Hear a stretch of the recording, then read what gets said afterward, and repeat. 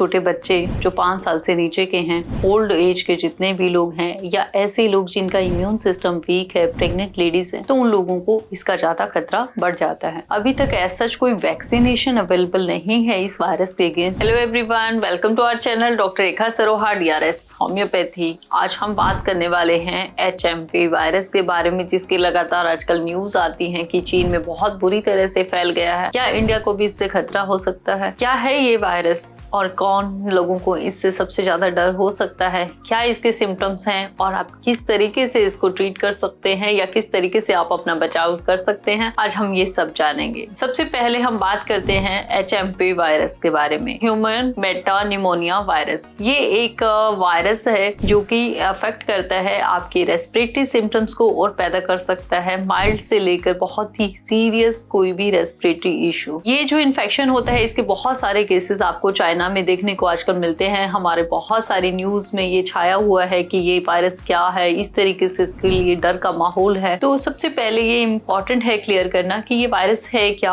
और किस तरीके से ये संक्रमण फैला सकता है, ताकि आप लोग अपना बचाव कर सकें। सबसे पहले हम बात करते हैं, ये वायरस जो रहता है ये रेस्पिरेटरी प्रॉब्लम्स क्रिएट करता है। इसकी वजह से जो सिम्टम्स आते हैं वो आपके माइल्ड कोल्ड कफ के जैसे भी हो सकते हैं और सीवियर रेस्पिरेटरी प्रॉब्लम्स भी ये लेके आ सकता है। ऐसे लोग बहुत ज्यादा रिस्क पे होते हैं, जैसे कि छोटे बच्चे जो 5 साल से नीचे के हैं, ओल्ड एज के जितने भी लोग हैं या ऐसे लोग जिनका इम्यून सिस्टम वीक है, प्रेग्नेंट लेडीज हैं, तो उन लोगों को इसका ज्यादा खतरा बढ़ जाता है। अभी तक ऐसा कोई वैक्सीनेशन अवेलेबल नहीं है इस वायरस के अगेंस्ट जिसको आप यूज कर सकते हैं, बट इसमें आपके लिए बचाव ही आपका इलाज है। इसके लिए इम्पोर्टेंट है इसकी पहचान करनी। सबसे पहले भी बात करते हैं HMPV के लक्षण क्या हो सकते हैं या कैसे आप इसकी पहचान कर सकते हैं, क्या सिम्टम्स हो सकते हैं। रनिंग नोज, सोर थ्रोट, जैसे आपको कोल्ड कफ हो जाता है, गले में खराश होती है, छींकें आती है, खांसी होती है, इस तरीके के बहुत सारे सिम्टम्स हमें देखने को मिलते हैं। कुछ केसेस में फीवर जैसे सिम्टम भी दिखाई देते हैं, लेकिन अगर ये आपके लोअर रेस्पिरेटरी सिस्टम को इन्वॉल्व करता है तो कुछ केसेस में निमोनिया, रेस्पिरेटरी डिस्ट्रेस या ऐसे लोग जिनको अस्थमा है उनको बहुत भयंकर रेस्पिरेटरी प्रॉब्लम्स क्रिएट कर सकता है और ये जानलेवा भी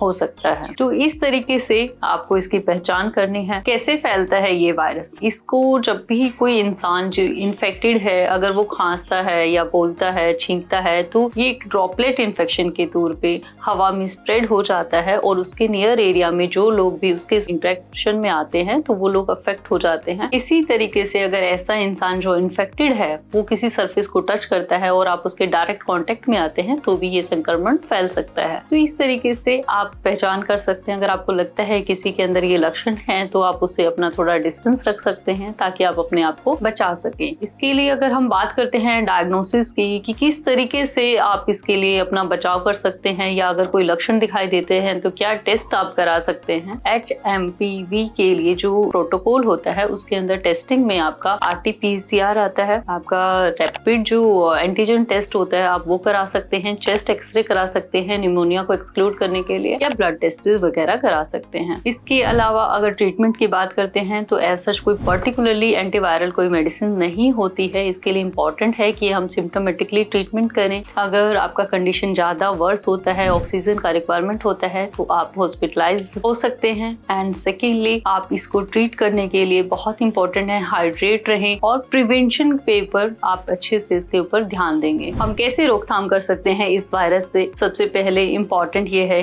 कि आप अपना मास्क लगाएं। आप जब भी बाहर निकलते हैं मास्क का यूज जरूर करें। कोशिश करें जितने भी पब्लिक स्पेस हैं उनको टच करने से बचें। अगर ऑलरेडी आपको लगता है किसी को कोल्ड कफ है और उसने किसी सरफेसेस को छुआ है तो आप उसको छूने से बचें। घर आकर बहुत अच्छे से साबुन से अपने हाथ धोएं। आप सैनिटाइजर का यूज करें, हाइड्रेट रहें, ज्यादा से ज्यादा अच्छे से बेड रेस्ट करें, अपनी इम्यूनिटी को बनाए रखें और इस तरीके से आप इन सब चीजों का ध्यान रख सकते हैं। जल्दी पहचान करके आप अपने आप को बचा सकते हैं। अगर आपको ये वीडियो पसंद आई हो तो आप हमारे चैनल को लाइक कर सकते हैं, सब्सक्राइब कर सकते हैं। ऐसी और इन्फॉर्मेटिव वीडियोस के लिए जुड़े रहें। Doctor Rekha Saroha, DRS homeopathy.